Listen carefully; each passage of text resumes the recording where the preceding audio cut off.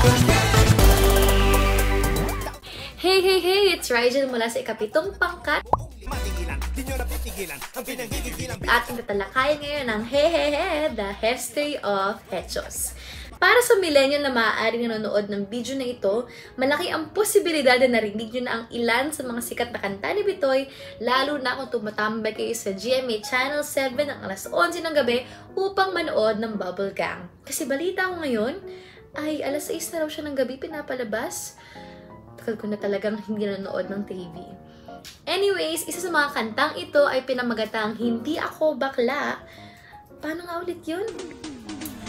Di ako bakla.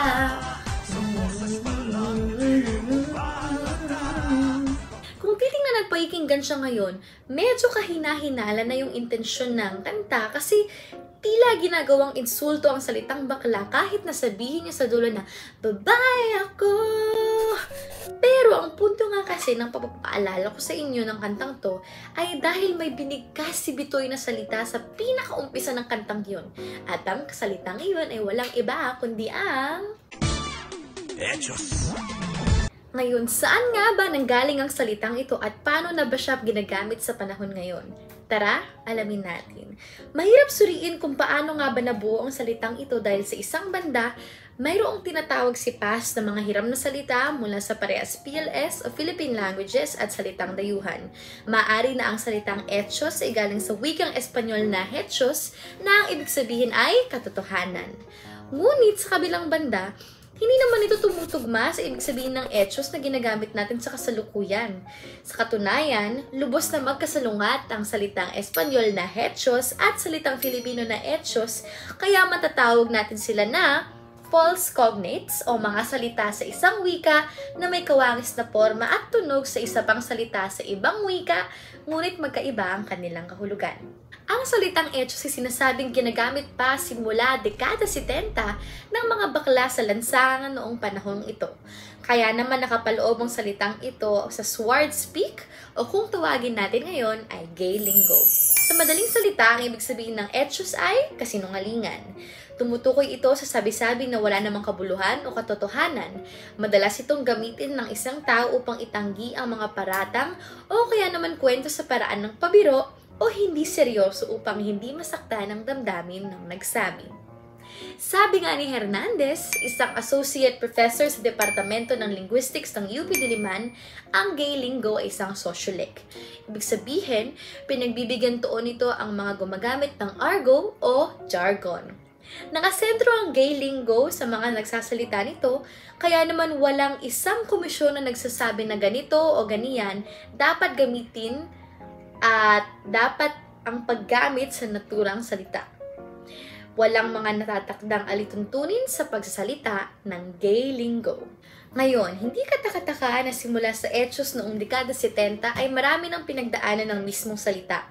Isa na rito ang pagdaragdag ng ilang letra pati na mismo ng ilang salita, tulad na lamang ng hechosera. Narito pa rin ang orihinal na salitang hechos ngunit nadagdagan ng ilang letra. Ang kinalabasan ay hechosera o isang tao na nagsasabi ng kasinungalingan. Halimbawa, hechoserang to?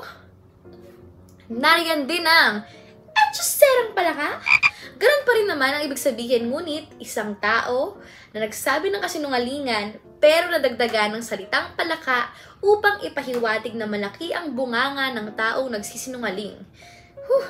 Grabe. Sa panahon ngayon, mas karaniwan ng gamitin ng iba't ibang anyo ng salitang hechos.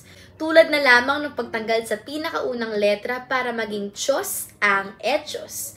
Medyo nag-iba na rin ang kahulugan ng salitang chos o kaya na may charing, charot, char, charis, charizard. Yun lang. Ngunit parehas pa rin naman ang intensyon nito.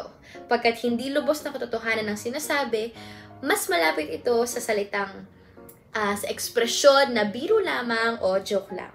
Ito'y dinaragdag sa dulo ng pangungusap kapag nagbibiro lamang ang nagsasalita. Ilang halimbawa, parang, ang ganda ng damit mo, mas bagay sa akin.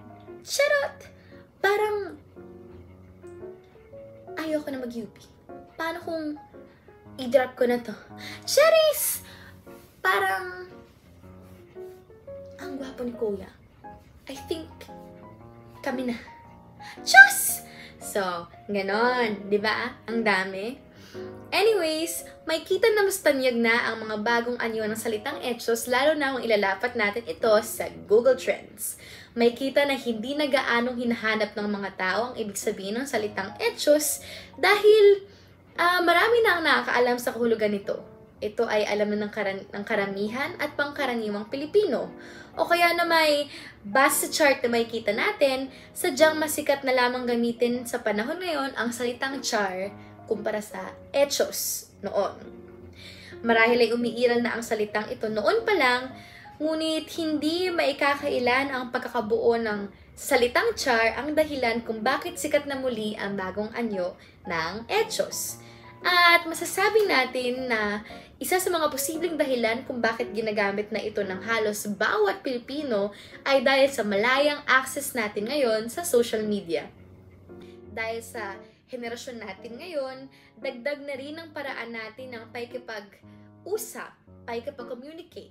Ang salitang char, pati kasama na rin ng ibang anyo nito, ay naging parte na ng ating pang-araw-araw na bokabularyo. Alinman sa dalawang dahilan, nanatiling malaki ang impluwensya ng salitang ito sa ating pang-araw-araw na bokabularyo. Kung tutuusin, ang salitang etsyos ay salitang bakla na nailikha para sa kapwa bakla. Ngunit sa kasalukuyan, halos lahat na ay gumagamit ng salitang ito at ang kanyang iba't ibang anyo. Nawa ay may natutunan kayo sa ating malahetsyos na diskusyon at hindi etsyos. O siya, ako si Ryjen mula sa ikapitong pangkat at ito ulit ang Hehehe, The History of Hetsyos. Maraming salamat sa pakikinig!